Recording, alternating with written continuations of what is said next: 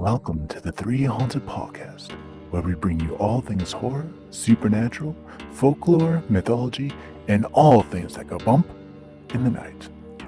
What's up, everybody? This is your co-host, Ashley Lunar Goddess, Gorilla Girl filmmaker and horror-loving cinephile. I'm just your average podcast-producing badass. I'm John Thomas. Some would say that I go a little too far with my love of all things horror, paranormal, and meta, but I say, talk nerdy to me, and I'm all yours. I'm BJ Sewura, an aspiring paranormal musician who plays live for the dead because the living just doesn't want to hear me.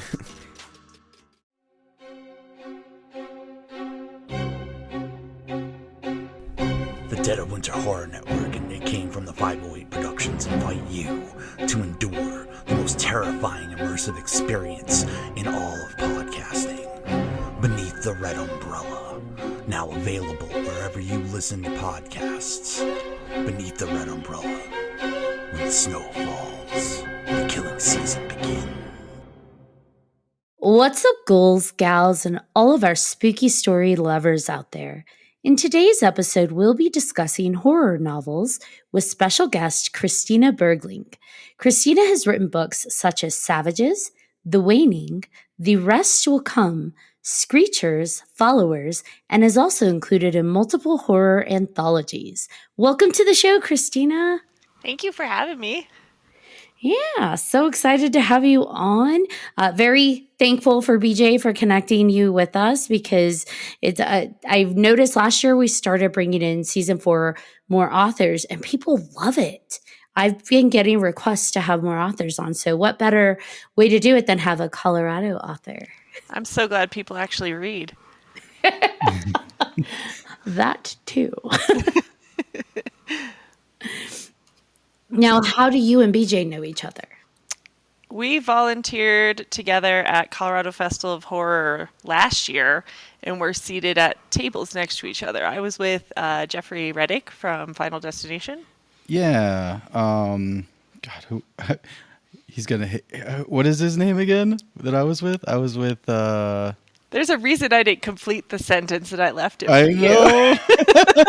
And he doesn't remember. No, it's terrible. I should know The this. punk on the bus from Star Trek. He's Muppets. so famous, like it bothers me. Okay, Let's so hope he Kirk doesn't Thatcher. listen to this podcast.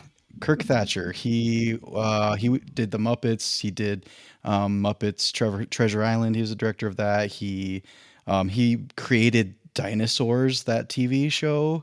Like, yeah, he was the voice of the female gremlin in Gremlins 2. You do remember his name? I'm a terrible person. I'm bad with names. It was over a year ago. True. Yeah. I'm awful with names, so I don't even fault you. I'm just like, hey, you. So I'm not good at playing it off either when I forget people's names.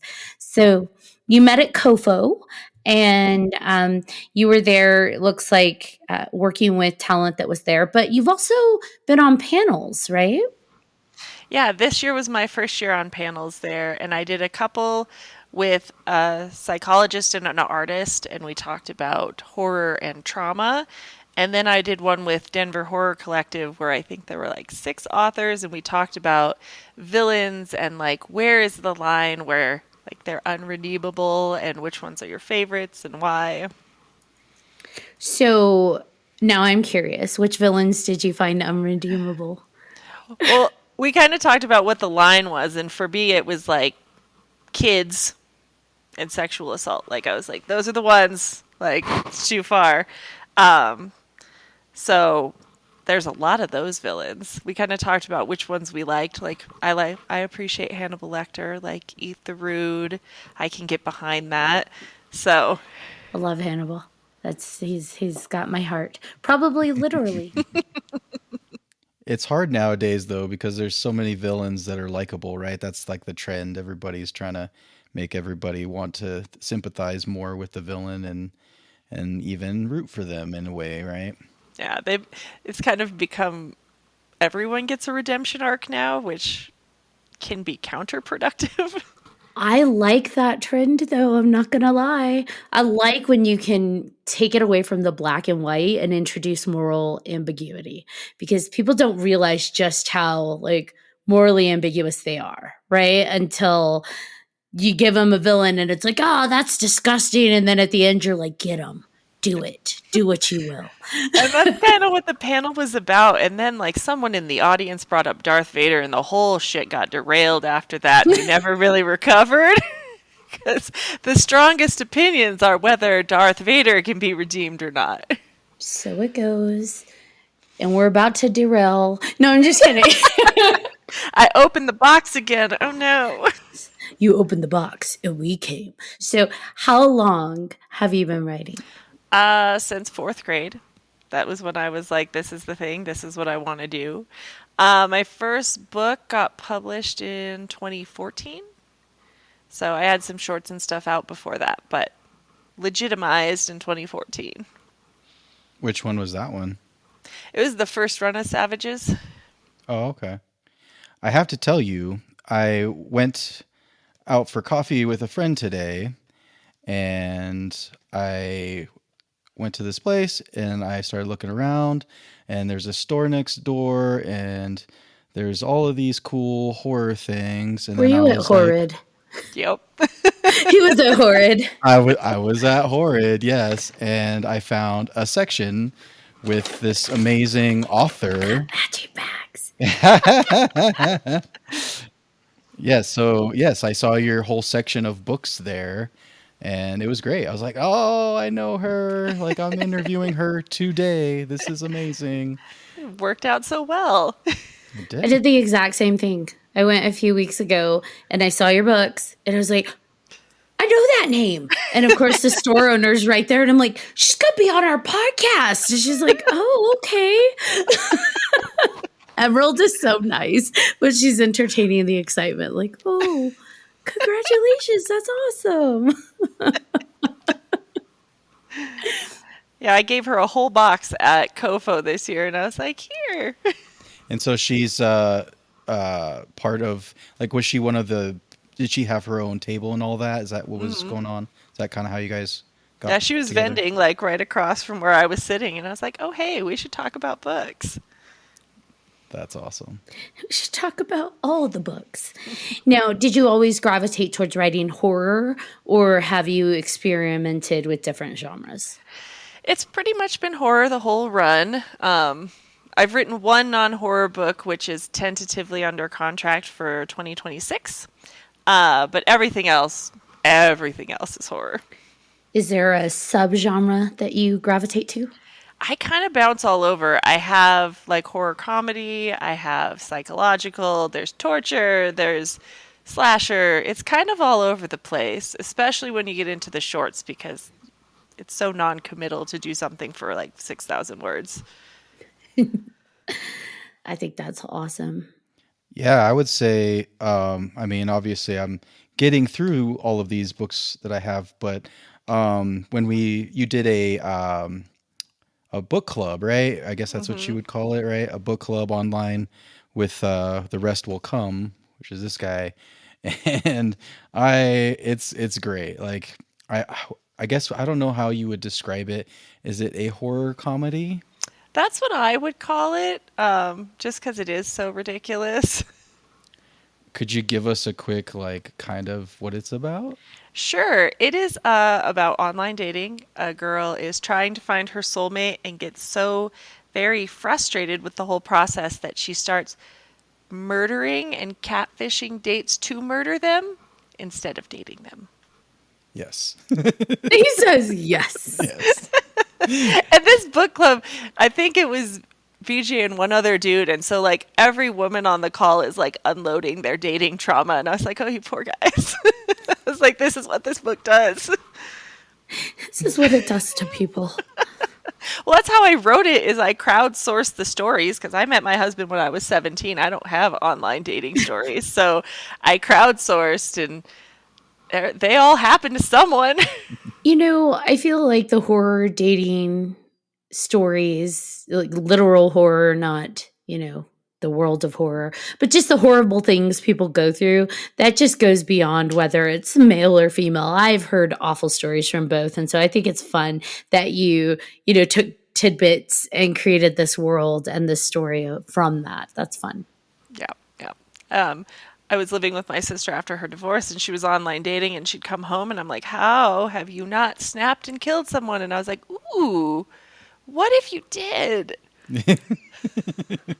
What if, with being a horror writer and that being the genre you pretty much stick to, does that ever affect you in terms of like dreams? Like, do you have nightmares, or are you able to get it all out?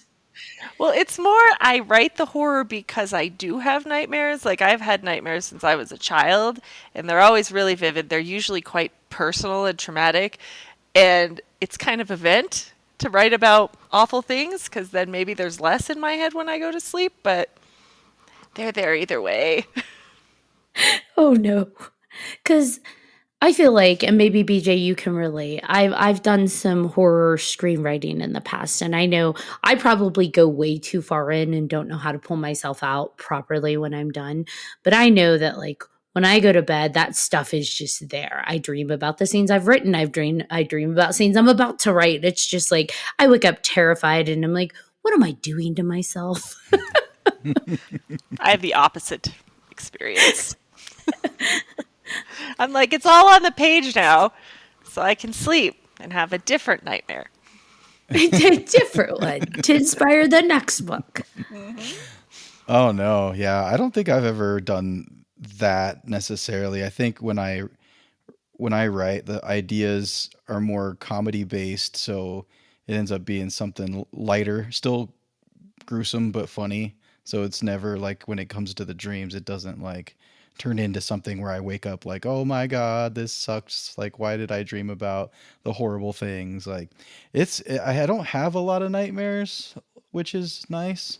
What is that like? I was going to say, you lucky. Yeah, like I don't know what it is. It's been, well, I mean, lucid dreaming, right? Like I can do it. You Ashley, you can do it. Do you lucid dream at all, Christina? Mm-hmm. Yep, that's how I go to sleep. So it starts happy, and then no. Once the subconscious gets a hold of it, it's not. Dream warriors. Yeah, I don't know. I don't know how to.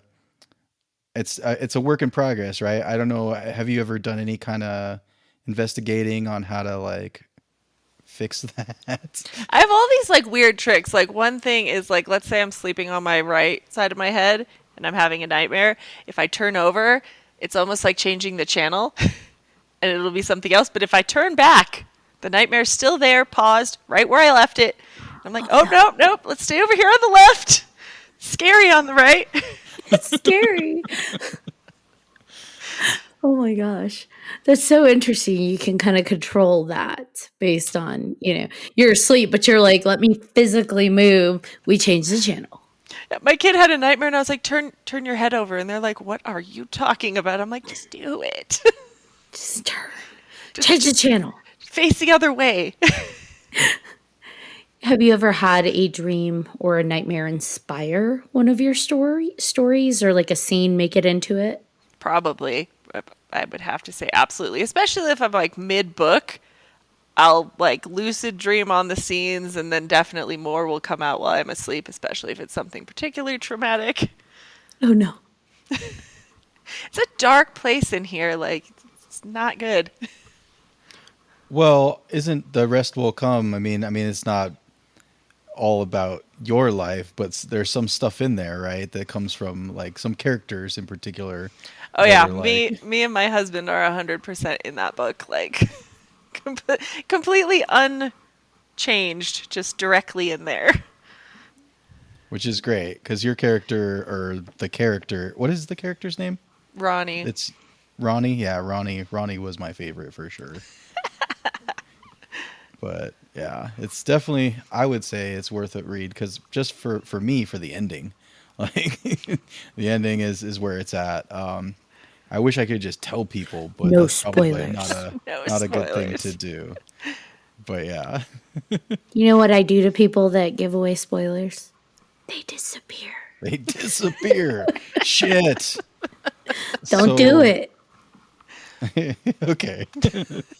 So speaking of spoilers, I'm not going to do it, but like He wants to disappear. The Substance, have you guys seen it yet? Mm-hmm.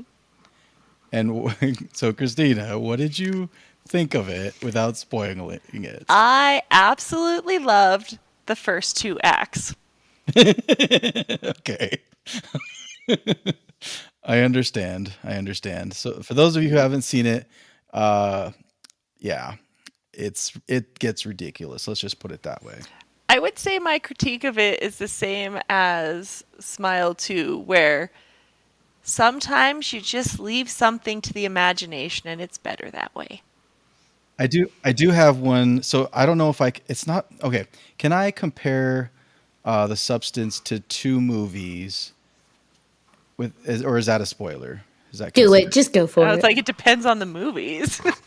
Because if it's one of the ones I'm thinking of, that's a spoiler. So I think The Substance is a mix between Requiem for a Dream and The Fly. That is an odd combination. It is, but it Spot works. fucking on, though. Now I have to go watch it. What is Substance on? It's going streaming tomorrow. I don't remember what Okay. service. I'll find it because now I have to watch it. It's one you have to watch just to kind of be in the conversation, because Yeah. so many people have watched it and have very strong opinions about it that you have to at least know what they're talking about. People That's how walking I out of felt the about theater. Longlegs. I need to watch that one. I haven't seen that one yet. So much conversation about it that I'm like, okay, I'll watch it. And I've heard a lot of good things. I had a friend who was very strongly like, I did not like it. So I'm just like, oh, that's interesting because we have similar horror movie taste.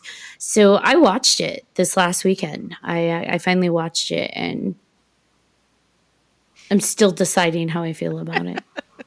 Yeah, that one is on my to finish this month list, which is done tomorrow. This month is done tomorrow. You do have a list. Since we're talking horror movies, I was wondering if we could segue to that. You have a 31 Days of Horror bingo card that you created. Yes. I've been doing And that I for love like it. 10 years. It started back when Twitter was actually fun and not a toxic sledge pile that it is now. But every year it's a different set of tombstones with things you have to find in movies, and it started out pretty easy, like girl falls in the woods and whatever, and each year I get a little bit weirder with it and hate myself for doing that to myself, but We like weird. I get a little more specific every year, and then I'm like, oh shit, do I even know a movie that has defenestration in it? Like, do I? Yes, no, I loved it. I mean, so I to be fair, like I've watched a bunch of movies, but I just haven't put them online because just laziness, I guess. But I've been going through the list and marking down which ones I do, but I have to put them on there. But there's some on here that says Guilty Secret, Lovecraft, Parent Death, Jaded Expert. That's the one I had to like message you about. I'm like, what movie has a jaded expert? The Blackening. Yep. You're See, welcome. thank you. I should have just asked Ashley because she knew like that. And I have like the loosest rules ever, because everyone's like, what does this mean? I'm like, whatever the hell you want to do. Like, there is no prize. Like, whatever. I'm going to be no honest. Trapped Film Festival, all the submissions that we got, I filled up the bingo card just through those. I was like, oh, yep. Yeah, that works. Okay, got it. And that's being released tomorrow, right? Or it's not tomorrow, Saturday? Saturday, yeah. It officially goes Saturday. But I'm curious with the final selections, how many of those we can bingo. I'm going to be like, hey, guys, which ones can you mark off? What would be abuse of authority? Like Thanksgiving? Would that be one? I mean, really any cop in any horror movie ever. Which one did I use? Damn it, I don't remember. Let me look. Cabin in the Woods. Yeah, that's a good one. I finally watched that. Yay, I know. It took her It was long like enough. this year, right? Y'all, I have been catching up on horror films like crazy this year. Oh. So, I used the crazies for abuse of authority. oh, I like that. That's a good Anytime one. the military is involved, like Dreamcatcher would be another one. 28 Days Later. Cornfield. Anytime the government's involved. Cornfield took a long time this year, and I'm like, I know there's horror movies. Children with of the corn in them. Corn? Yeah. Pearl? I Is that watched, too easy? Is Children of the Corn too easy for that? I watched Dark Harvest. I used that one. Ignore warning. That's like every horror film ever. Don't go in the basement. Some of them are softballs. I think Basement's on there this year too. You help with. You're like, okay, I'll give you a few. Red Herring. That's a good one. Also Thanksgiving. I need to see that still. That's another one that I'm just behind on. Well, I mean, the holidays coming up, you might as well just do it in line with the... Oh, Lord. Stick with the holiday. Stick with all day. Guilty secret. What films would have a guilty secret? Which one did I use? I used Oddity. Okay. You could use I Know What You Did Last Summer. You could use any of the ones where the slasher's coming back for vengeance. It's someone's secret that they're avenging.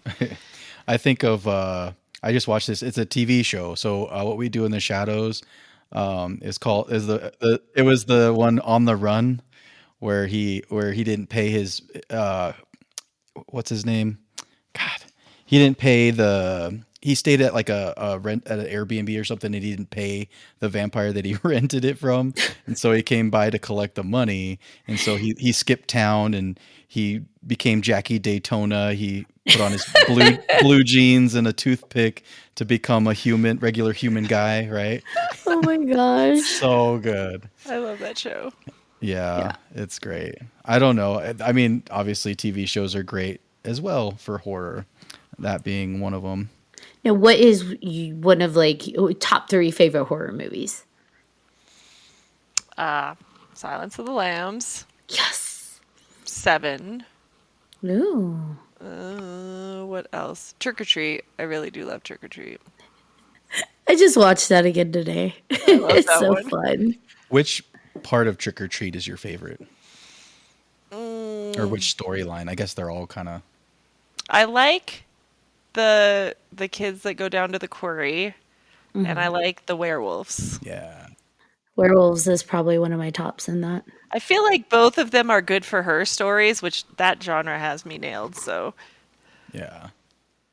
I like how they tie the scenes together because at the beginning you kind of, you see the car, they almost got hit by the car, and then they keep going and you're just like, oh, okay, that was just a scene, right? That's nothing. But then they circle back to it with the werewolves and you realize it's the girls in the car and they're having a blast. And it's just like you can piece together what time everything happened in the night. Like, oh, that already happened?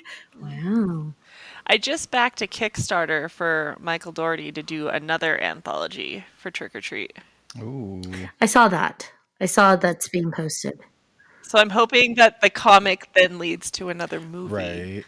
But my kid has been Sam for like 4 years, so I was like, we'll just back this and get another comic in the house.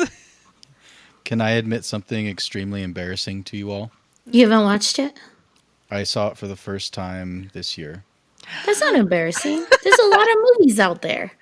I don't know. This one is like, it's October, it's Halloween. I don't know.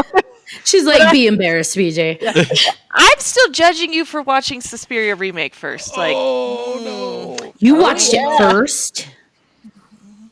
So you can edit this part out. No, it's staying No, in. no, You that did should- what? going on blast. In fact, this is going to be the clip that we use. So I like Dakota and I like Mia Goth, right? Because Pearl, I had just seen it, and then I saw Suspiria. I was like, oh, it has both of them. This is great. Let's take a look at it. And then, but I did it twice. Not only did I watch Suspiria, I Did also the Speak No Evil too, didn't you? I did. But it was good. I got to see that one for free, and it was with Kofo. They were, putting it on, and so yeah, I had to go watch The it. original is so much better. Is it? I hear It's- the ending's different. But Oh yeah. So what we Americans did was we took this like really aggressive, bleak social commentary and watered it down. So if you've As seen we do. if you've seen the original and you watch the new one, you're like, what the fuck is this? Like, it takes the entire punch out of it. It's just another horror movie. Well, because and also it's not an old movie. Like No, it's like 2 years old. yeah, But it is so deeply fucked that is why they did it. Oh, okay. So they're like, we have to make this an American movie now, like in our own I feel way. like that's what they did with the Martyrs too, though. We Oh, super watered the 100%. Martyrs down, and I'm like, you should have just gone in. Don't Or pull your just left punches. it alone. Leave it That alone. too. The movie's fine. That's one of my favorites. Yeah, because I feel like they tried to make the Martyrs be more poetic and less angry, but I'm like, that's part of the poetry. You gotta keep that anger. Yeah. Have you not watched the new one, BJ, I didn't realize. or the old one? Have That's you the watched question. either of them? I hear they're good. Well, I hear the original's good, obviously. So, whoops. I'm just gonna stop talking. The French version. The French version actually inspired one of my books, and I didn't realize it because my friend had shown it to me in high school, and like a couple decades go by, and I write The Waning, and then I watched Martyrs again, and I was like, holy shit, this is where The Waning came from. And that friend who showed it to me fucking hates that book, so I got to tell him that the book was his fault. He hates it because it was too disturbing. He's like, it's torture porn. I'm like, so's the fucking movie that you So's love, the but Martyrs. whatever. So you haven't seen the French version, have you, BJ? No, All right, watch the French version first, not the American no, I version. know. So on the other podcast, the Shakira that I have, I don't know if you've talked. Did you meet Shakira, Christina? I don't know if you met her, but she recommended that one. She recommended a few other ones that are because she's from France, and I still have yet. I mean, that's one of them that I need to watch, but it's a good one. So tonight you're going to have ample time Yes. to put on the French version. You're able to find it anywhere and everywhere. It's not hard to find Yeah. because Martyrs. it's that good. I bet Inside was on that list too, wasn't it? I believe it was. I watched that movie before kids and not since. I did have a question. It is about this, but so we're talking about the anthologies, and you have been part of how many anthologies now? 20-something? A lot, right? Ooh, that's awesome. So do they, when they ask you to be part of it, is it one of those things where you are writing to it, or do you have something that's already written? So it depends. Like, sometimes the submission call is, we want Christmas horror stories for a Christmas anthology. And sometimes it's like, we just want short horror stories. A lot of mine come from Kevin J. Kennedy in the UK, and some of them are very strictly themed, and other ones are like, I just want some horror. So it really depends. I just did my first anthology where the publisher is doing a Kickstarter. So that was a new experience because I've never Kickstarted anything. So Nice. Do you ever see yourself crossing over into like the horror graphic novel area of writing? I have a friend who is an artist and we talk about it a lot and then not actually follow through on it yet. So sure, I would never be able to provide the art, but the idea has come up. That would be my dream one day, to do a horror graphic novel. But similar to you, it's like I can't draw at all. So I need to find an artist who can do all the demented things I see in my head. Yeah, we got far enough for me to like sketch out a story with cells and like dialogue, but then it just kind of died. I mean, that's a pretty decent step. Well, and also in Screechers, you guys have concept art and stuff. That's so the artist. That is the same artist. So it's really, it's really good. And I mean, obviously the writing paints a picture enough that you don't need the pictures, but the art is really good. I like it a lot. And yeah, it's a fun one. I do like the fight scenes in that, with the wolves and whatnot. So That's Kevin. You could tell the different, like when you co-write something, sometimes you try to blend styles. we didn't. We just alternated chapters, and it was very much his writing and then my writing, and it's there. He does the monsters, I do the people, and eventually they come together at the end. And at the end, we're like, okay, we kind of have to work together now instead of writing two stories that just kind of end with each other.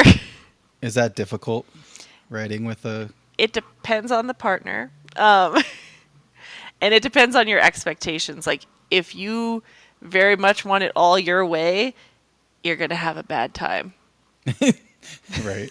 Like, I was very much, like, it was his concept, so I was really go with the flow. And I was like, sure, tell me what you want. I'll write it. You want to change it? Let's change it. And I think that made it easy. Had I had, like, a really specific vision I wanted, I probably would have been more of a pain in the ass. Okay. Now, being that you're into the horror world, does that translate into your real life? So do you ever do anything like paranormal wise, like going on, paranormal adventures, or do you go to haunted houses or anything like that? I definitely go to haunted houses. I don't do the paranormal thing. I'm like the one non-believer of all the people I know. Yes, I think that's so hilarious, by the way. Yeah, we were on a different podcast and they're all talking about it, and I'm like, yep, nope. I believe in literally nothing. But if you could talk about your kids a little bit in regards to that would be great. My kids love to play with that sort of stuff, and so like my daughter will have a party and she's like, oh, we're going to go do witchy stuff in the room. And I'm like, please don't like summon something and like prove me wrong in front of all of these witnesses. Like, please don't cast any spells or whatever it is you're doing in there. Just, yeah. My kids say our house is haunted. They have named the ghost. I have never seen anything. I don't know. What's the name of the ghost? Oompa Grande? Oh, that's a fun name. I just like, we're going to go do witchy things. I just be like, what witchy things are we doing? There's like a stream of teenagers like carrying stuff and like lighters and stuff, and they go to one room of the house, and then you hear some noise, and then the whole line moves to another room of the house with different supplies, and I'm like, I don't want to know. I don't want to know. Just don't summon anything. I love that you're supportive of witchy stuff. I'm like, don't burn down the house and don't summon a demon. That's all I ask. My friend's daughter had a sleepover, and she had a sleepover to-do list, and literally one of them was summon a demon at 3 a.m. I'm like, I'm thinking that's not a good idea. Yeah. My daughter's like, can I have a Ouija board? I was like, no. You could make one, but you can't have one. I just asked him, like, what happens if that works? What are you going to do? Like, do you check in with her at 3:05? Like, hey, are we good? Are we successful? We don't want you to be successful, but, like, how are we feeling? He's like, if you don't hear from me tomorrow, she was successful. End up with this real cooperative kid in the morning. You're like, wait a minute. Demon! Although, depending if they clean the room and do the laundry, like, you're welcome, demon. Like, stay as long as you want. Yep. I wonder if there are those type of demons. They're like, I really want this body. If I have to clean and like do some chores for it, I just want to keep the body. I don't think I would be opposed to that. Like, look, my kid's getting a little mouthy anyways, so... Did the laundry, you cleaned the kitchen. Welcome, new child. Do you want some goldfish? What do you want? Yep. What a terrible mom. Well, I'm not judging you. Thank you. You could tell I'm starting to have kids in the teen years because I'm just like, oh, this is what we're doing, huh? Oh boy. It's that cute little phase between like 3 and 12, and before that and after that, it's less cute. What do you guys allow your kids to watch? Like basically anything at this point, or this was for horror stuff? When we had to take my son to Telluride, this became a very interesting exercise because when you read the descriptions at a film festival, nothing's rated, right? And sometimes the descriptions are complete bullshit. So we're like, okay, what do we think about this one? If we read between the lines, do we think we're going to end up like scarring him for life, or are we going to be good? And there was one where there was a scene, and I'm like looking across my son's real short. I'm looking over his head at my husband, and I'm like, you may have to pull the chute. You may have to take him. And then it turned out to be a fake out, so it was fine. But we managed to get him into a bunch of movies, and only one was probably wildly inappropriate. Like, I have a 10-year-old and a 13-year-old. I'm like, I really don't think we're at Terrifier, friends. Like, that's a good threshold. And I don't let him watch like the rape revenge ones or any of those, because I'm like, really, do you really want to wallow in this? Like, that later. Yeah, I'm along similar lines where I'm not going to expose them to Terrifier. I think they might be starting to get to the point where they can do possession films. I think in the past that would have really freaked them out, but I've been kind of tiptoeing that one and gauging them based on like, The Conjuring and The Nun and movies like that. They seem to do it well, or tolerate it. So that might be okay, but I definitely don't put anything in there that is highly sexualized. Like that just, I don't think that needs to be a thing right now, but. Yep. And there's so much horror. Like, it's not like they're not watching horror movies because I've decided to shave off a couple subgenres. There's so many things that they can watch. Like, I always have a running list of stuff. I'm like, I got to show them this and this. I'm never out of stuff. So, at this point, they're probably going to watch some shit I don't want them to at their friend's house, like we all did in the 90s. Of course. But that's whatever. What did you watch in the 90s? I want to get into it a little bit. What did you watch that you weren't supposed to watch? And I know John has one. I was babysitting alone. I didn't have cable as a child, so I saw literally nothing. But I was babysitting alone, and I saw the Texas Chainsaw Massacre one with Matthew McConaughey in it. It's horrible. It's a horrible, horrible movie, but it traumatized me because I hadn't seen anything, and I like ran home in the dark. Whatever. Yeah, that was the one I remember. But there was like sleepovers with Nightmare on Elm Street or Friday the 13th or. See, I was the house that wasn't as restricted, so everybody came to my house to watch stuff they weren't supposed to watch. My mom was also very similar to me in terms of if there's a lot of sex in it, cover your eyes. It wasn't don't watch the movie, just cover your eyes if that pops up. And I'm like, I love that you're leaving it up to me to police myself.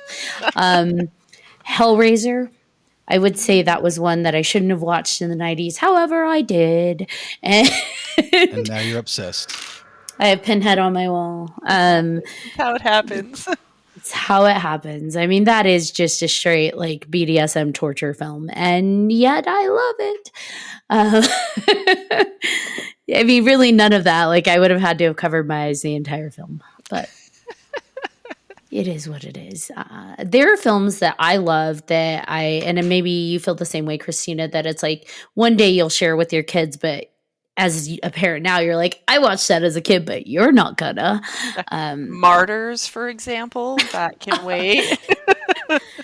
Or even like Fright Night. As much as I love Fright Night and I love Jerry Dandridge and that man can eat an apple, a lot of sex in that film and like, maybe not. This adult male that's preying on this teen girl, as we recall, his soulmate. Yeah, there was one at Telluride that I did not go to with my husband and son where my husband was like, yeah, definitely way too much sex. I was like, you went to the late night show. Of course there was. But oops, too late. Yeah, and there's some stuff you can bypass scenes, but I feel like a lot of it is in Fright Night enough to where it's like, forget it. But like, for example, The Lost Boys. I let them watch it. They just, the cave sexual healing scene. I'm like, guys, just divert yourself. It's so brief and it's not really a full sex scene that it's like, whatever. No, it's implied. Right. And I mean, we're not, our kids aren't ignorant. They know what's going on. They're watching worse on their phones. Now, what about you, John? Was there anything that you limited Lila from watching as she was growing up? No. He's like, do what you will. Nope, not really. I can't think of anything anyway. I'm trying to corrupt my 7-year-old nephew just because my sister won't let him watch. I'm like, can he watch like the Goonies? Like, come on. Like, it's one of those things where it's like she's very, very protective. I mean, it's her first kid, only kid, that kind of thing. And so, like, I'm trying real hard, and he loves it. He loves all the horror stuff, and like he likes to get scared. Like, he'll have nightmares and stuff. But he's also like, let's talk about it all the time. He's always asking me about paranormal stuff that I go to. Yeah, he's like, so did you see any ghosts? Like he talks like that all the time. And I'm just like, yeah, man, let's go hang out with him. Like, it's such a good time with him. So I'm trying to find movies that are appropriate for a 7-year-old that my sister would be like, okay. But it's There- still Paranormal there's activity. There's a whole bunch of gateway horror movies. Well, what about the Bronx? What is it? Vampires Against the Bronx, or the Bronx Against Vampires, or something like that. That's like the Lost Boys, but for younger kids. For kids, There's no naughty in there, so it's like the Goonies. yeah. And so Or the Addams Family, maybe. Adam's Yeah. Family, any of the Goosebumps stuff, like whether it's the old ass show or the new movies. not Fear Street though. That's No, that's different. That's naughty. That's a different line of books. And that's not. They took it extra naughty. I'm like, y'all know RL did not put those inside of. That's not even in what he wrote in Fear Street. Like, I appreciated it. If you like 80s slasher films, I feel like Fear Street 2, I don't remember, 1970, whatever. Yeah, there's 3 different time periods. That one's fun. Although, fair warning, there are sex scenes, guys. BJ's like, I don't care about that. Yeah. Just want to see people get murdered, man. That's You'll what see I'm it. about. Yeah. It's like a cause and effect. Sex scene, murder. That's the order of operations in these movies. That's what the 80s was trying to teach you. If you have sex, you get murdered. And then we learned that in the 90s, and then they did it in Scream and just kept murdering, Murdering and murdering. and nobody paid attention. Everybody just kept going. I don't know. I'm so mad. I'm so sorry, John. I gotta throw hate at Scream a little bit here.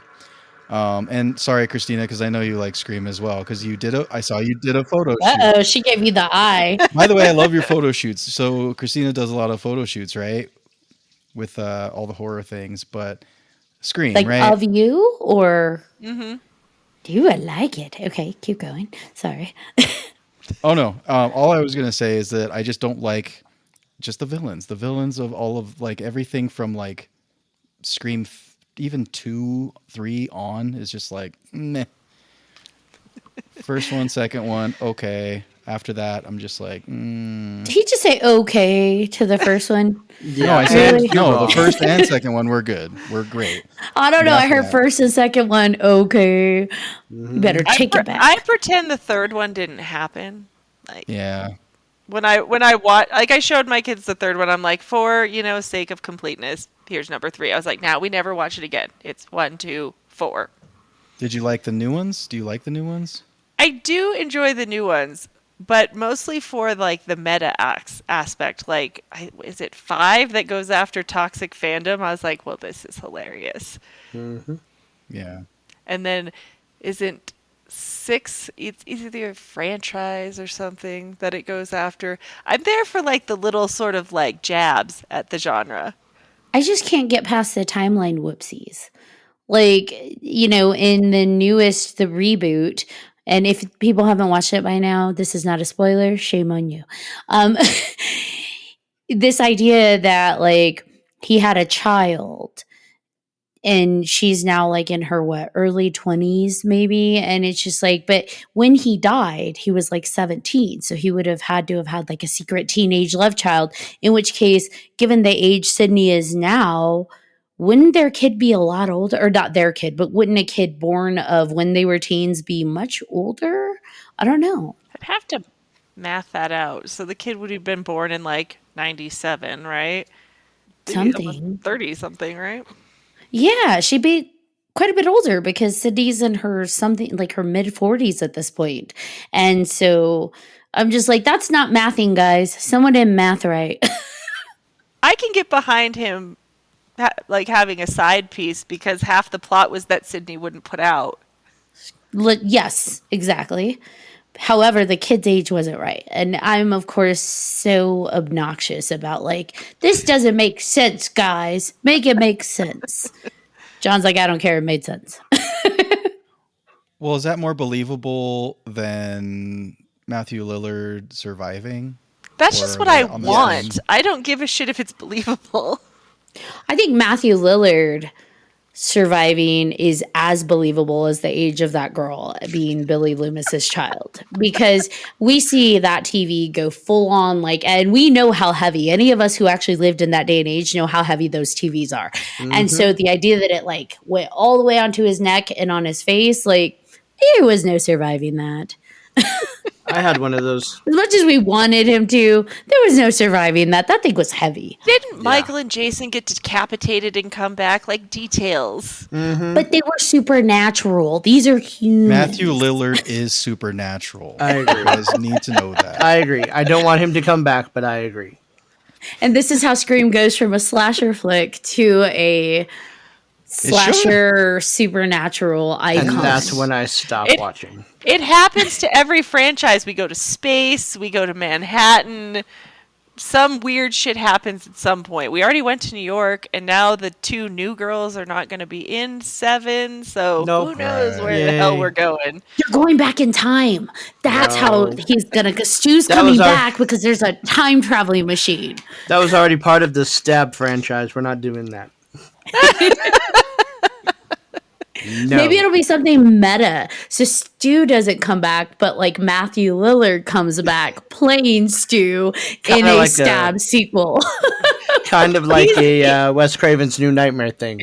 Yep. Yes, Oh, exactly. that would be cool. Matthew Lillard is in 5. He's the ghost face with the flamethrower. They're all in 5. They're all in 5. Yeah. Drew Barrymore does the voice of the principal. Jamie Kennedy's one of the guys at the party. Like, they're all in it. This is clearly John's franchise. Clearly. Nothing wrong with that. But he draws the line at supernatural Matthew Lillard. Yes. Save that for Five Nights at Freddy's and all that weird shit. Supernatural Matthew Lillard. That needs to be the thing. I mean, I love the Do you guy. know you're supernatural now? Yeah, great actor, amazing person in general, like in person. So, but yeah, nope, I don't want his character back. He was the most endearing, funny character in that, and he stole the show in that entire movie, in my opinion. Like, I know it was supposed to be the focus on everything else, but he stole every scene, and just that is Scream for me. Is Matthew Especially Lillard. the end. I love it. My Yeah. parents are gonna be so mad at me. Yep. And I love that. And then when he gets hit in the head with the phone, that was an accident.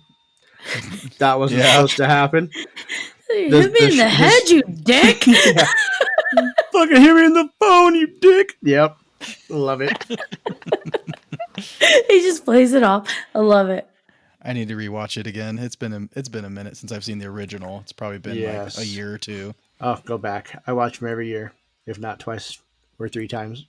Is there a movie you watch every Halloween, Christina? Trick or Treat is on Halloween every year. Love it. Definitely watch Scream every October. There's a couple other ones. I'm blanking on them now. We do Halloween in October. Only like maybe the first one, possibly 2, maybe the reboot. Definitely not the latest one ever again. Halloween ends. Nope, never again. Once was enough. It was Horrible. so bad. Hated it. Like, it's not often that I'm like mad in scene, like that mad, but I was that mad in the scene. Yep. I'm always going to go to The Lost Boys and Fright Night as like a Halloween staple for me. That's always got to be something I watch. I'm trying to think if there's anything else that is a must during the Halloween season. I usually do Nightmare on Elm Street. Yep. Yeah. That's usually one, or the third one I usually go to. Dream Warriors. Dream Warriors. And TV shows. So for me, the new one that I've been watching every Halloween or every spooky season is The Haunting of Hill House. I can't not watch it. Like, I'm just obsessed. It's so good. It's just, it hit me like when, and all the other stuff that they do too. Just the Midnight Mass and the Bly not Bly, Bly even Bly Manor was okay, but what was John the shakes newest his head one? no. What was the newest one? The newest one was fuck. What was the name? House It's of the Usher. Edgar Allan Poe one. I loved that one. Yeah, that I'm a one. All of the I'm, House of Ushers. I And mean, Yes. Yep. I'm a writing nerd, so that one I got all the tiny nods to the different Poe stories. I recently made my sister watch all of Flanagan's Netflix, and we got Nice. to that one, and I was like, "This is from Cast of Amontillado," Oh and she's like, "What the no. fuck are you talking about?" I was like, "Shut up, you're ruining it." oh, shut up. Just enjoy it.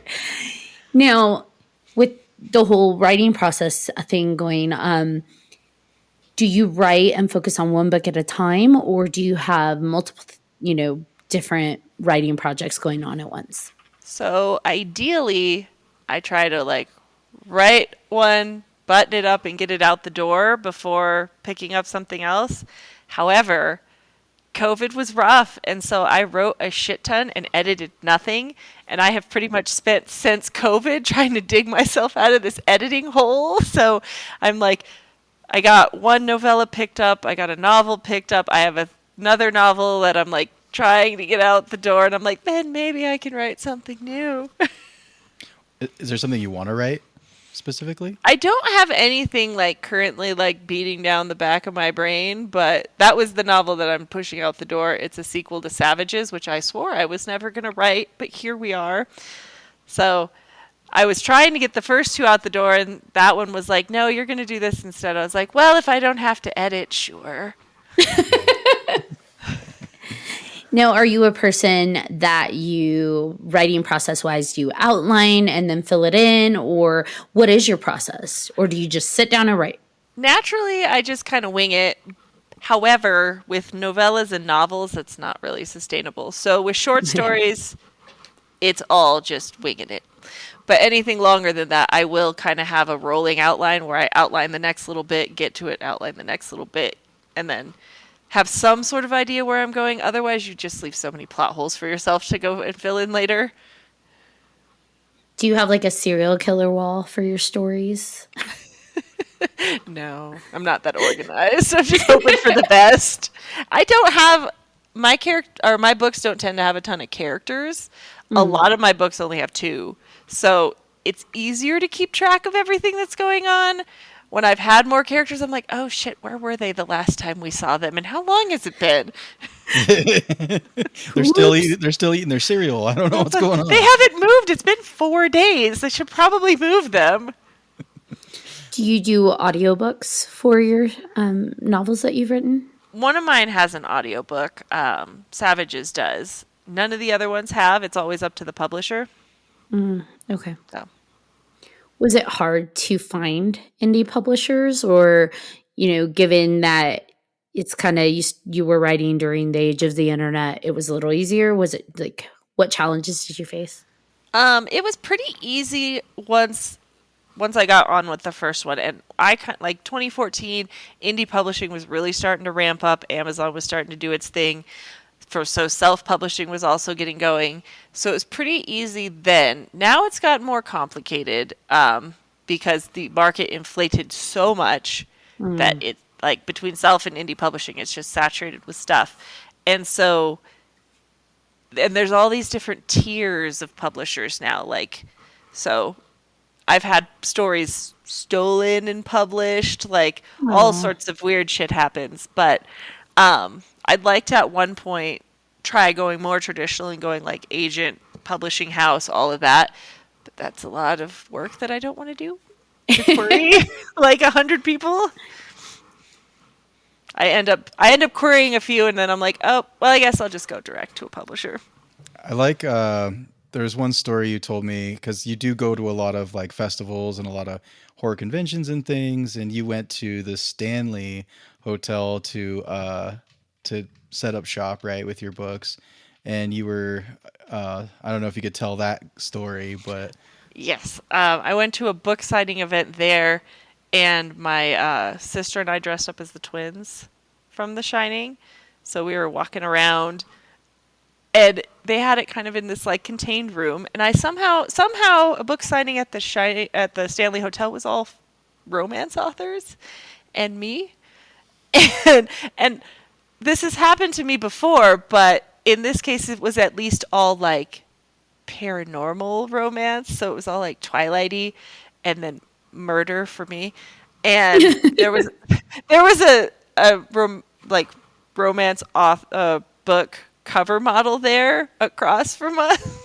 And he's just like walking around just dressed as Jack Torrance with his abs out. It was so fucking ridiculous. I was like, where am I? But anyway, every time we would leave the little area where the signing was, we would get followed around by all the tourists who wanted to take pictures of us because we were dressed like the twins.